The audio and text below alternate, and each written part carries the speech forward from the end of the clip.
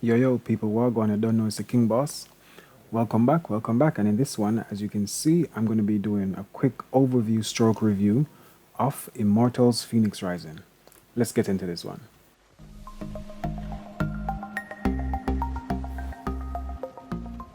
Okay, let me just say, Phoenix Rising is that game we knew we wanted, but we thought we were never actually going to get. So I actually do want to thank Nintendo for making Breath of the Wild, then thank Ubisoft for copying the formula so well.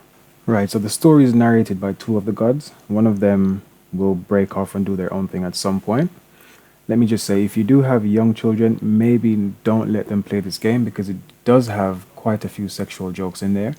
And if you don't want to be explaining what the birds and the bees are, this might not be the best game for them. Even though it looks very cartoony, the art style is very much like Breath of the Wild, it does have a lot more sexual content in there. I find Greek mythology interesting, so that's that really. So for me, this that was a good draw. Phoenix, your playable character, plays a huge role in the story and potential future stories as he or she interacts with the gods a lot throughout the entire story. And at the end, there's an interesting twist as well. This game is about three things: puzzles, puzzles, and guess what? Puzzles. Let me just say, I'm not a big fan of puzzles. However, the other guys, the guys from Game Room, they love it. They thought the puzzles were the best part, well, one of the best things about this game. But for me, I've never liked puzzles. That's one of the reasons why, as good as Tomb Raider was, the fact that I had to keep backtracking and finding clues and hints and tips and going back and forth, it just wasn't for me. I think the puzzles was one of the things that actually pulled me out of enjoying the game as much as I wanted to. The game was still very enjoyable, but puzzles for me, again, it's just a pet peeve of mine. I don't think I'll ever like them. I just don't have the time to sit down, be going back and forth to be solving these riddles. I believe combat in this game is very satisfying. Enemies aren't too hard, they're not too easy. Once you level up, once you do a bit of grinding, you're going to be fine, just like most RPGs. I played this on the Xbox One X, so not the latest system, obviously. But it felt like a decent 30. Yeah, there was never a time where I felt any slowdowns or any hitches. By the way, it never crashed on me.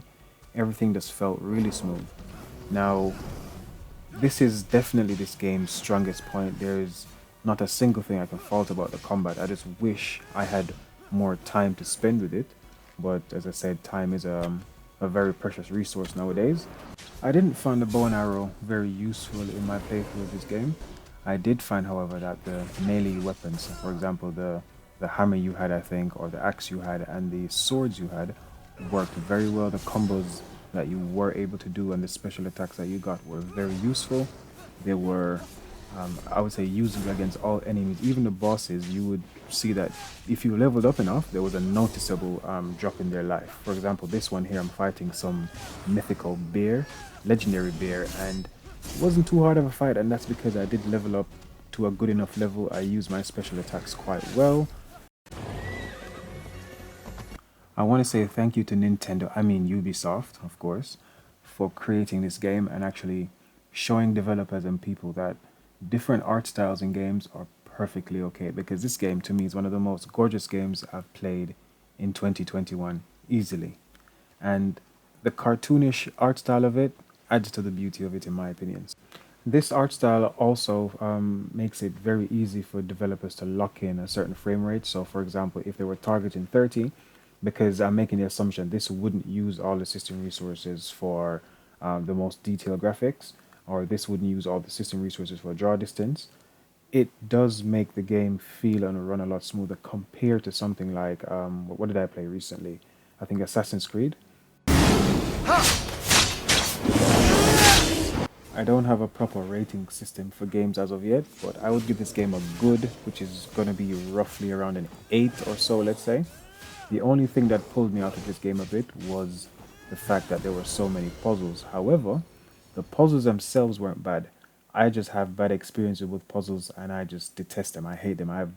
Just don't like them across any game, so nothing to do with this game. Combat was very smooth. The story was okay. It wasn't the most gripping story in the world, but the story was literally just put there, in my opinion, to move the combat along. The graphics were amazing. Best looking game I've played in 2020. And again, going back to the puzzles, I even stopped playing Doom Eternal because it had so many puzzles. I had to keep going back and forth. I will revisit that game at some point, but that's one of the main reasons why I stopped playing Doom Eternal. So please don't think that it's because this game had bad puzzles. No, that's not the case at all. So that's it. I want to thank you guys for watching. Please do like, comment, subscribe, do the whole thing, all right? This was just my first mini review of a game. I also edited this video in Premiere Pro. This was my first time editing in Premiere Pro. I am never using this software to edit anything ever again. It is just way too many clicks to do the simplest things. But thanks again, guys. Peace.